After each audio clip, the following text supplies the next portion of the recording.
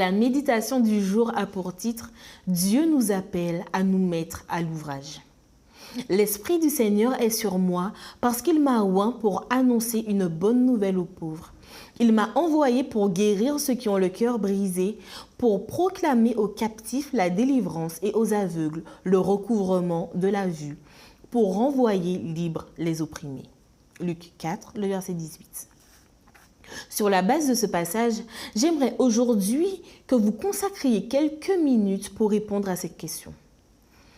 En quoi le ministère de service du Christ a-t-il consisté?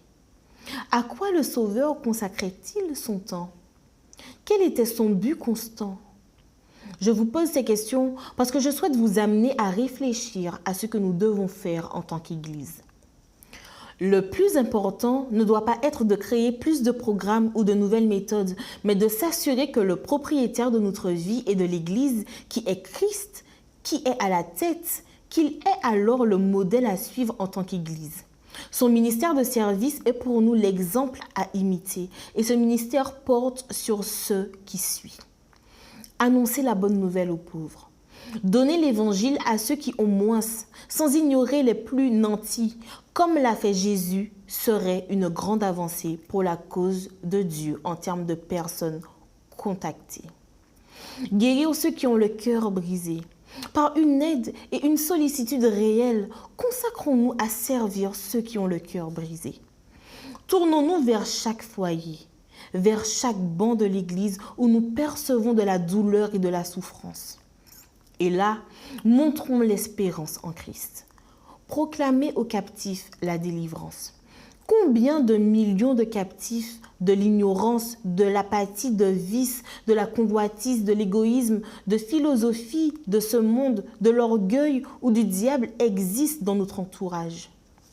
Imaginez-vous une église audacieuse et engagée, travaillant une pour proclamer à ces personnes la liberté en Christ. Proclamer aux aveugles le recouvrement de la vue, c'est-à-dire crier à ceux qui ont surtout une cécité spirituelle parce qu'ils vivent dans les ténèbres, que la vérité les rendra libres, que le pouvoir de Dieu et de sa parole peut les guérir. Quelle annonce ce serait? Renvoyer libres les opprimés, les personnes dont la vie est contrôlée par l'ennemi. Ce sont des enfants de Dieu spirituellement emprisonnés et qui ont besoin d'être libérés. Si nous regardons à Jésus, à ce qu'il a fait, aux besoins qu'il a identifiés et à son engagement à les satisfaire, nous arrivons à la conclusion que nous devons nous mettre à l'ouvrage, chacun servant comme le Seigneur a servi et tous ensemble.